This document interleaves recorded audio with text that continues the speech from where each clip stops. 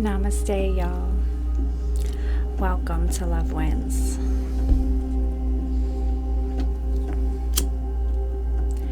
I hope you're having a blessed and beautiful reality.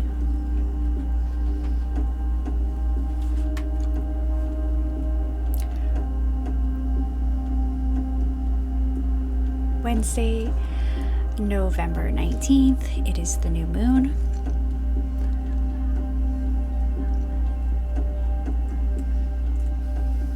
New moon energy.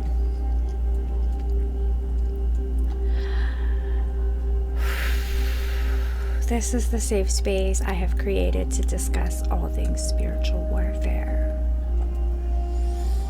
This morning, upon rising, not morning, but rising, cancel, clear, delete. I am not in mourning. This rising, I woke up like agitated. 1:11 on my timer. And it wasn't my energy. But it took me a few hours to transmute energy that wasn't my energy. Anxieties, frustrations, short temper, like this is energy of other people in the space. It's energy that is lingering in the space because it exists within energies in the space.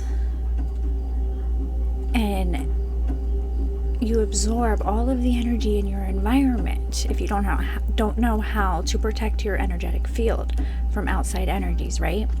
So I woke up feeling these energies, and I became aware of it, and I told my daughter, who was triggering me in every kind of way she could trigger me. I said, I don't want to scream at you. I don't want to get upset with you. I need you to know that I'm upset. I need a little bit of space. I need a little bit of me time. I need to process. And she understood because I explained to her what she did. She violated my property again. Get it? Hold on. Let me pause the camera. Okay. I keep this painting, and for the sensitive censorship of YouTube, I didn't finish it, so there's no naked parts to actually see. But this was my ex-wife. I used a facial photo of her to paint, and the body was actually it was my body. I used a photo from a photo shoot, and my favorite part about this painting was her eyes, because I nailed her eyes. And my daughter turned her lips green, covered her eyes green, and just took it upon herself to recreate my artwork. I keep this under my desk because looking at the artwork inspires me. I enjoy it. And because I wasn't gonna finish it, because I wasn't gonna do anything with it, I put it there because it was one of the ones that were attacked. Demonic entities possessing people who have entity attachments like jealousy and anger and rage and whatever they're going through, that my light triggers their demons. So my beautiful artwork that I put a lot of time and energy into, within a second, just disrespectful, so disrespectful. But my daughter's carrying that same disrespect, and she's 5. Now, how is the energy getting in? The environment, what she consumes, the brain rot, YouTube. Even though this platform is YouTube, there's God in the dark, there's God in the light, and there's a lot of ways a young child full of bright light can be energetically siphoned. And then when their energy and their light is being pulled, they're tired, they're irritated, they're brainwashed and manipulated, and now you're a parent who's having arguments with a 5-year-old. Welcome to the Matrix. So as the Matrix is matrixing, me calling my power back is not yelling at my daughter.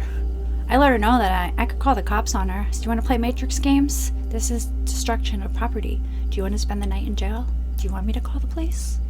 I have a police officer's number on my board.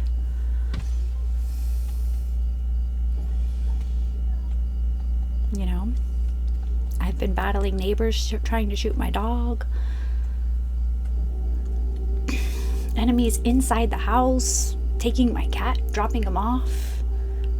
Black cat a week before Halloween. Destruction of property. Complete disrespect. Forced slavery.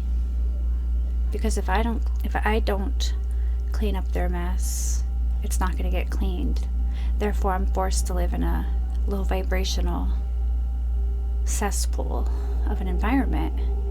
So in order to live in a high vibrational space, cleanliness is godliness, I have to keep the space clean. If I'm not going to do it, who's going to do it?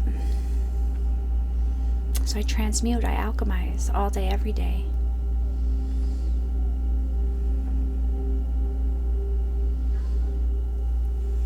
But my daughter, who I have explained to stop, like, she has a stack of canvases, books, artwork, boxes and boxes and boxes of books and coloring books and curriculum books. Our neighbor gifted us with 6 boxes full of curriculum, coloring books, and supplies.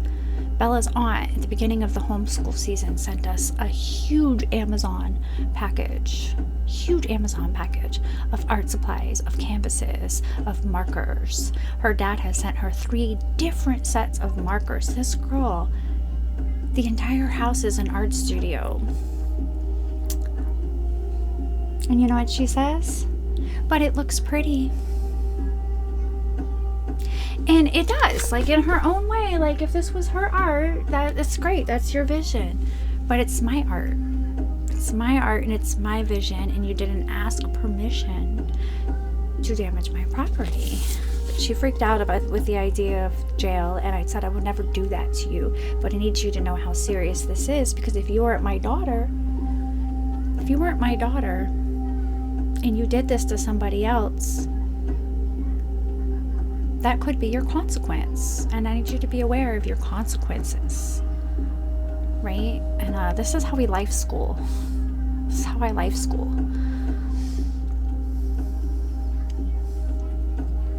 But the spiritual warfare is real, you know, like energy. It's just energy. Energy is truth. And it's very much in your face all day, every day.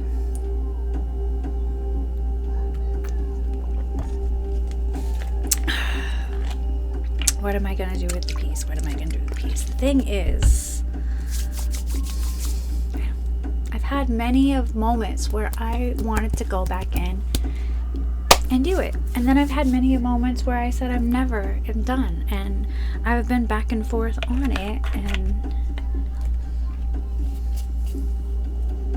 this is, as with everything, God's in the dark, God's in the light. I was triggered for this reason. She was supposed to destroy this painting to bring it to my attention. What do I want to do with it? What do you want to do with it? Right? How do you really feel about it? Because everything is a mirror. Every relationship is a mirror. Even my daughter is my mirror. And my daughter is showing me. What you going to do with it? How are you going to alchemize this? How are you going to handle this?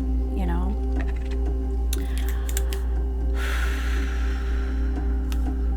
One second. Okay. I had to pause the camera for a second and cleanse some energy out of here that was attempting. It was attempting to hijack my energy so I don't tell. So I don't say what I'm going to say. Let me get this.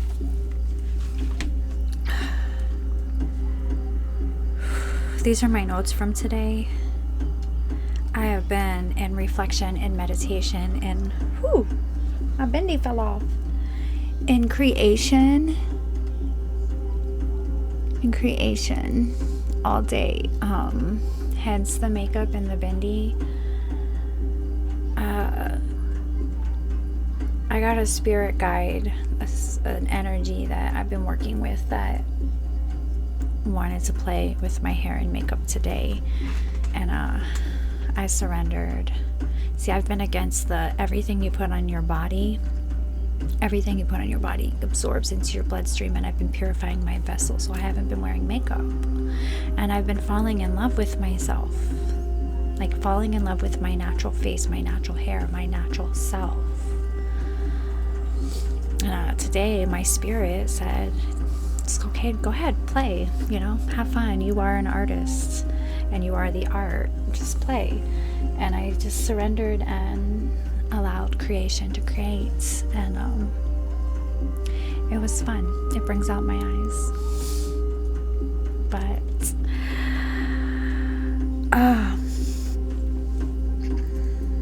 what you see for a reason. Like, I wrote that down. I heard that today. What you see for a reason. And a lot of the spiritual warfare is you'll be gaslighted outside of your worth to make you feel not worthy of what you know or who you are, to make you question yourself, your purpose, your path, your life, like if you feel not empowered, therefore you're not empowered, therefore your energy is being harvested. You're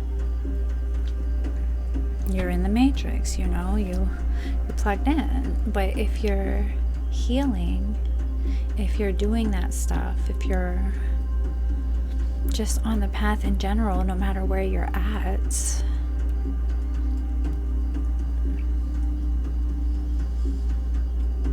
what was I gonna say? There's a huge black fly, spiritual warfare, monitoring spirit on the other side of my window as soon as I lost my thought. And that's gonna tie this back to this. Like, I see what I see for a reason. Not everybody sees what I see. I've been called all kinds of false this and false that and fake, and because they don't see, they can't perceive. People can't perceive what they cannot see. They don't believe. But the thing is, it's the belief that opens the eyes to see. You have to believe it's possible for it to materialize as possible as creator, co-creator, creating your reality. But that's a lot for a lot of people. Not everybody is ready for that. And the ones that aren't ready for that, well, that inability to believe puts them in a low vibrational state. Therefore, they are always not thinking original thoughts, hijacked by entities.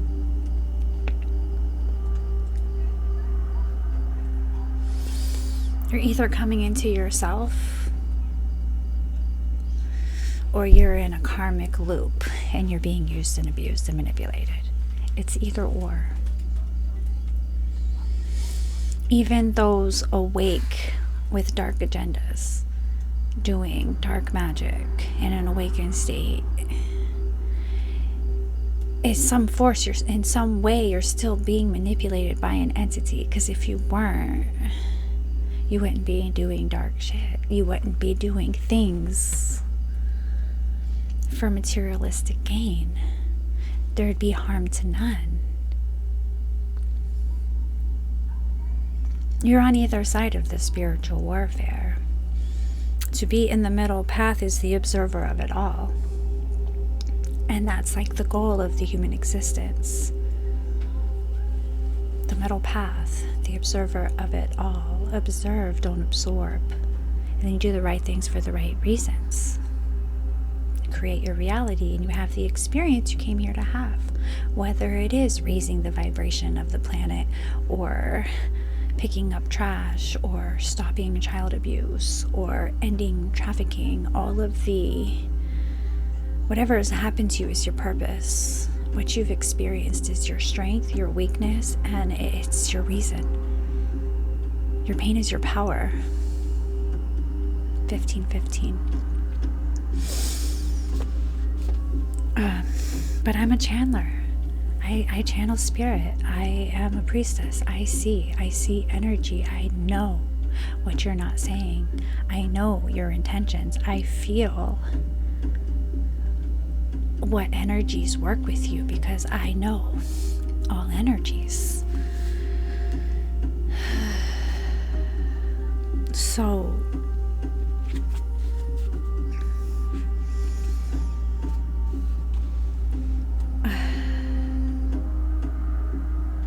there's so many, I have so many notes, but these are multiple transmissions and they're not going to all be this message. But there's a story I want to tell and it leads back to arts.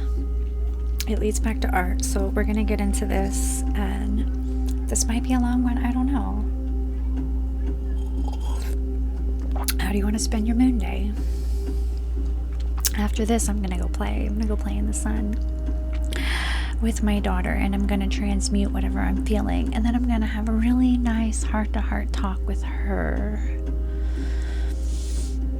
I'm going to have a nice heart-to-heart talk with her, and then I'm going to establish firmer boundaries. Firmer boundaries, and it is my job, it's my job to enforce my boundaries. Because here's the problem, a lot of people will not enforce their own boundaries. So you open yourself up to be used, to be abused. So it's not about what happens to you, it's how you react to it. It's not about what happens to you, it's how you react to it. Okay? Okay, so there's this story. When I got here, actually, when I ran from my last abusive relationship and went west and ended up in Joshua Tree, California, where I was house sitting for my friend, who I spent a few months out there because my son was going to graduate. My oldest son was going to graduate. So I had asked my friend if I could stay. They allowed me to stay. I let them know I wanted to just be out here on the West Coast, and I have enough money to survive between now and then and to get myself home, because then I'm going to return home to Michigan and I'm probably going to be there for a while. So I want to see my son graduate. So can I stay? And they said yes. And they went and they did their own, they had to go do work, and I ended up house sitting, and I had Bella, and Jacob's dad had him, and everything worked out the way it was supposed to work out. But my son, a week before his graduation, he sent me a message saying, can we just celebrate separately? I had spent 2 months hanging out on the West Coast, saving my money to see him graduate, and he uninvited me a week before. And coincidentally, a couple days after the uninvitation, my son's father asked if I could come to Boston and pick up Jacob, and he needed me to pick up Jacob. And that was when I went to pick up Jacob, that was when I could feel the entities, the energies. I could feel what he wasn't saying, and there was a whole lot about his life he wasn't saying. But we went to have soup, Jacob's favorite soup noodles, and he was crying. And Jacob was sitting on my lap, and he was just hugging me. And he watched him hug me, and he cried. And I said nothing because I was giving him his space. The energy I felt was, he felt like, I failed. So this is what I wanted. He wanted to put him in school that year, and he couldn't do it. And I didn't know why, and I didn't ask. I learned my lesson on not asking, because if I knew what was going on in his life, I would have been getting custody myself back then. I would have put up boundaries. But you don't know what you don't know. And I didn't ask, so I didn't know. But there was a lot going on in his life. And the girlfriend he had at that time, who wrote a statement for me saying this, so this is public knowledge, that she had requested he send Jacob home because she didn't feel comfortable with the way he was caring for him.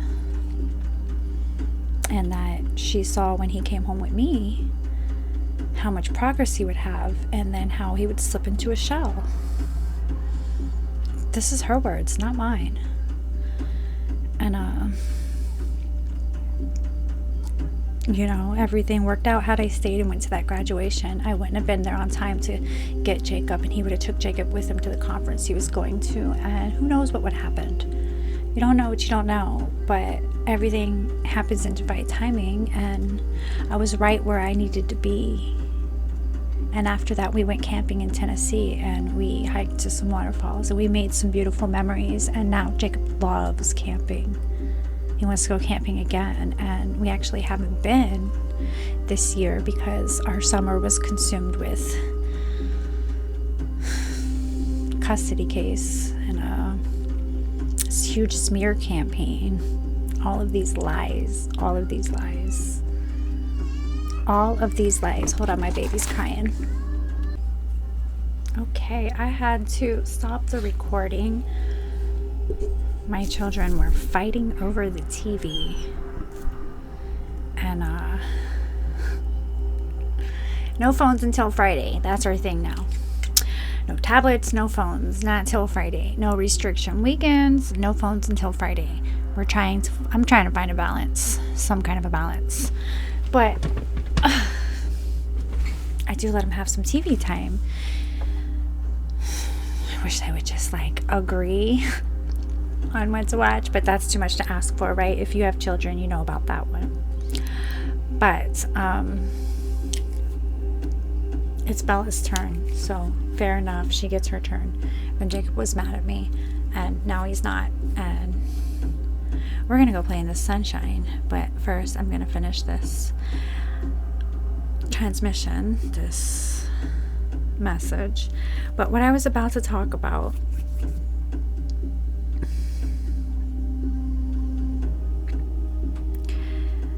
it's crazy. It's crazy. The energies that does not want me to get this message out is insane. Insane.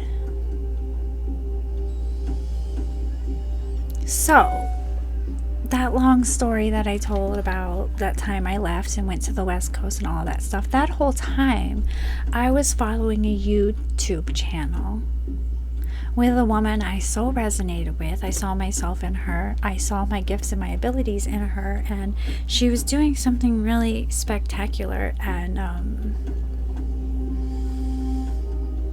I felt drawn to her channel, to what she did. She did what I do, but she was pulling entities from people. She was channeling spirit. She was doing cards. It just felt like she's my tribe, and I felt called to reach out to her, and I did. And immediately we bonded.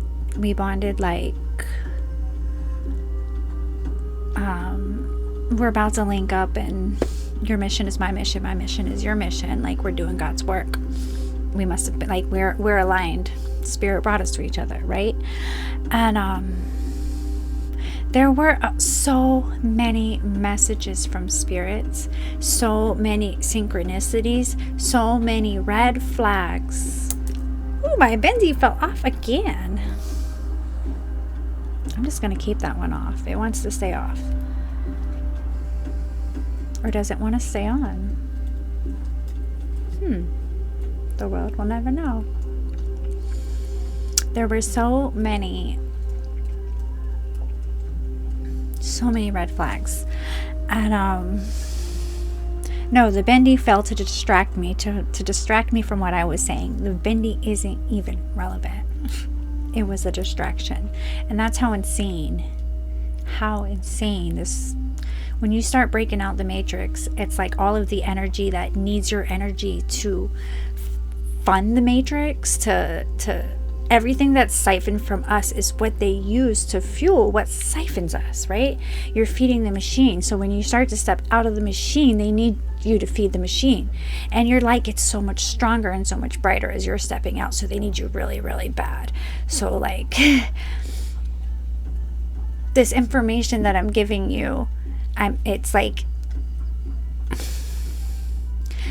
helping you see what's unseen so you can see what you can see. Does that make sense? And they don't want me to do that because that's like one of my things. Like, I deliver messages in a way that opens people's eyes. I'm an activator. And someone's being activated right now. That's why you're here. And through this activation, like, the codes are in the stories. The codes are in the art. The codes are in my light. My frequency carries codes for you. And this story is for somebody. Beware of false light. But I'm gonna tell this story because this was spiritual gaslighting. This was spiritual gaslighting. I'm gonna tell this story because someone's going through this. Not to out this person. I'm not gonna name this person. I'm not gonna name this person's channel. I'm just going to tell the story. But this spiritualist, this guide, claiming to channel the divine, I did see a bright light in her. I did. And I was following her all through this time. So she was doing entity removals, and I was opening up my space for entities to be removed from me. And I connected with her and I allowed her into my space. She did an entity removal on me in a Zoom conference. Like, I opened up, I told her personal things about my life. I gave her my hopes, my dreams, my story, my energy, my keys, my access to my field. Okay? And when we first linked up, when I first sent her an email, when she responded, and at that time, she was looking to get an RV bus and a group of people who were healers, earth angels, awakened, chosen seed on a mission to go out into the world via this bus and heal and just bring light where it's needed. And I was already in that process. Like, that was, and I told her, I said, I've been manifesting a bus. And if you know me, you know I've been manifesting a bus. This is not something that I'm going to speak on and worry about those energies that are still coming at me, trying to get me distracted from my mission, to stop my mission with all of these crazy distractions in my life. No. I have a few things I want to do. Some I talk about, some I don't talk about, but I've already lived nomadic. I've lived in a box truck. I've lived in my car. I am a grid worker. I love to be out in the world. So yeah, I want a bus. I want home bases too. That's nothing. But why I'm saying it and why I'm saying that tangent like that, you're going through this. This is for you. You're experiencing people who take what you say, your dreams, your ideas, and wish you failure. And whether they do spell work or not, those thoughts, those intentions is black magic. I explained this to my daughter yesterday. I was making fish and chips for the house. Jacob said he wanted to try fish. And as soon as I made it, he said, "Get that fish off my plate." I took it off his plate. But, all you can do is try. All you can do is try. And, where was I going? Bella said, "Mom, what's black magic?" Because the term comes up. We've spoken about it in the house. I watch things. I am a spiritual teacher. I have conversations with people. Black magic it's in the energy. And I explained to her, I said, I'm not gonna lie to you, baby. I'm gonna break this down as simple can be. Anything you think or speak that is not of love, that is not of life, that causes harm to somebody, that wishes harm on somebody, is black magic. Because words are spells and thoughts are energy, and energy is creation. So if you want someone to fail, if you want someone to die, if you think someone's ugly, if you think anything you wish on someone that isn't them being uniquely beautiful in their own higher self and their own unique soul is black magic. And we live in a world full of dark fucking practitioners. Word witches. All of you. Until you stop. Until you're intentional. See the distraction? I just got an eyelash in my eye. Until you're intentional with your words, with your thoughts, with your actions. And until you become intentional, you are under a spell and you are casting spells. That is this matrix. So, if the shoe fits, hold on.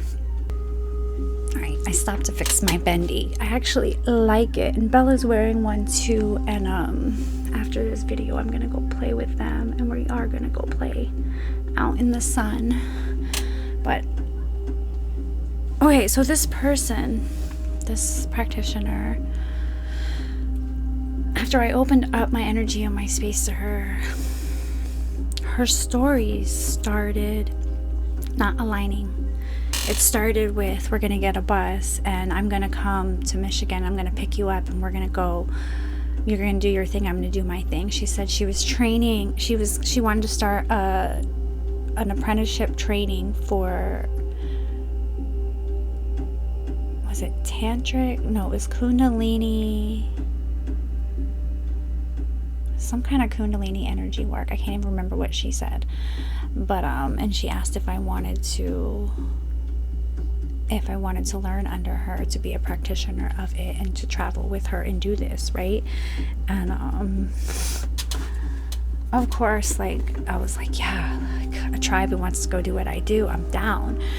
But a couple conversations had changed, and I was already picking up discrepancies in some conversations, which I'm going to touch on.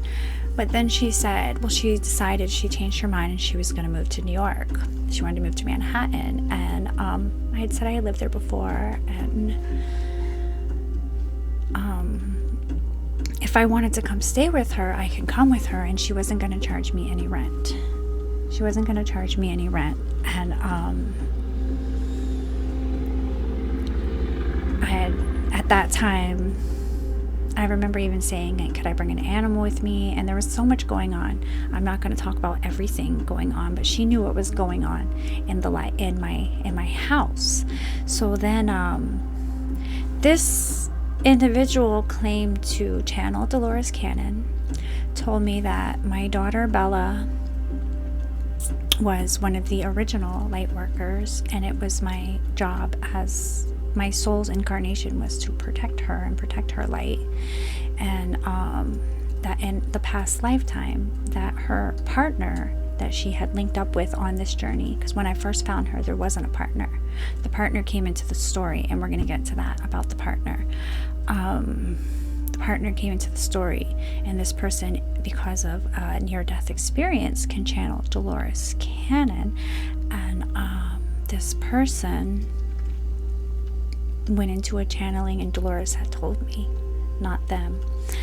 And then that this woman, this person who channels, who is the partner of the light worker, was Jacob and Bella's mother in a past life where Bella was brutally raped at,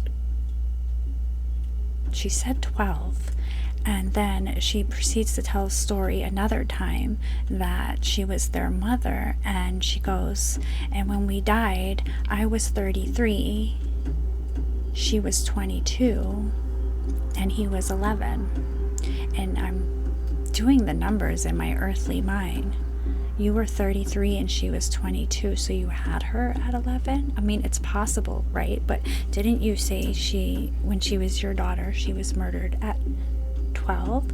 And then I say maybe she mixed the stories up, and maybe in one lifetime that's how she died, in another lifetime. And I'm just making mental notes of these things. But the thing is, the reason I'm telling this story is because what is for you, and spirit will show you what's not for you. And at that time, I was coming into the understanding, the downloads that I was getting through what felt right, and land, food, and skills was what I was coming into in my awakening, that The truly awakened ones are disconnecting from the concrete and getting into the land.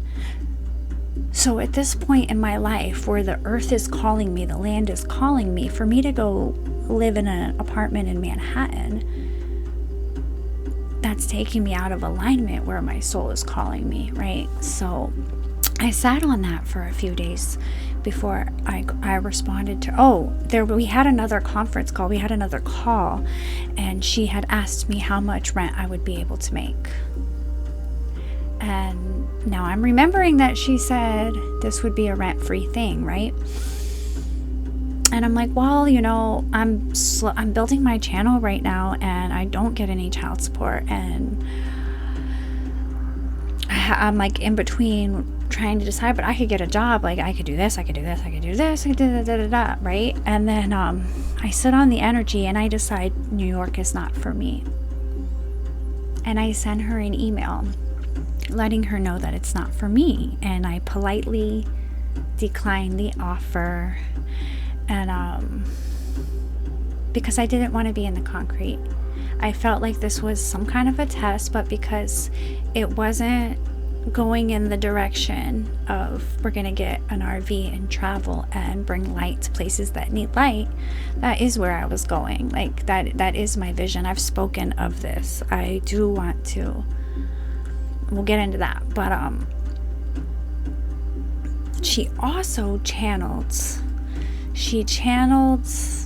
Narsimha, which is a Hindu deity, the lion god. You can look him up. And she claimed that this deity was very protective and jealous of her, and overprotective because he was jealous of her energy. And she had a whole bunch of crazy conversations while the one partner is channeling Narsimha of, he's so jealous of me. And then she was telling me, as you're ascending, you should eat more sugar. And I'm learning about how sugars bring parasites and sugars bring cancers, and I'm purifying my vessel. And it's just all of these different things that are out of alignment with where my soul was going, right? So I declined the offer, and her response email was, I knew you were triggered by my last video that I posted. It was so much spiritual gaslighting. I knew you were triggered by the I don't think our paths, we should go in the same direction. I had already declined her, but she had to counter the email, and this is where the narcissist showed its face. It removed the mask. She had to counter it with an email that was her declining me because I saw, right? I acted off my intuition, and she didn't like that I pulled my energy. So she had to gaslight me, and then she accused me of being addicted. She said I'm not a psychic reader for no reason, because I said I'm not addicted to anything. You know, I don't drink, I don't do drugs. And so of course, because she had said that I was addicted, I fasted from every single thing that I could possibly be addicted to. Sugar, meat, media, coffee, weed, anything that was in my life enabling. I fasted from enabling. Not only did I fast from it, I don't enable her. Like, ask my mom. Completely cut off any enabling. And I'm living in this reality, right? And I sit here now reflecting back on this story as it's green light go to tell the story, and I see the gaslighting for the gaslighting. And the reason I'm telling this story, somebody's going through this, like this person in your life that you believe is so spiritual is not. Their intentions are not pure. Because when I had told her my dreams, what I wanted to do with the bus, why I wanted to travel on the bus, my idea to donate murals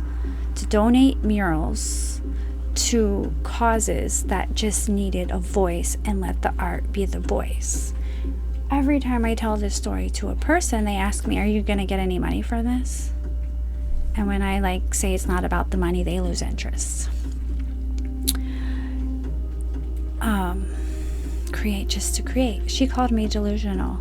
She said, Candace, don't be delusional. So, let me get this straight. You channel a Hindu deity who is jealous of you, but to be a god,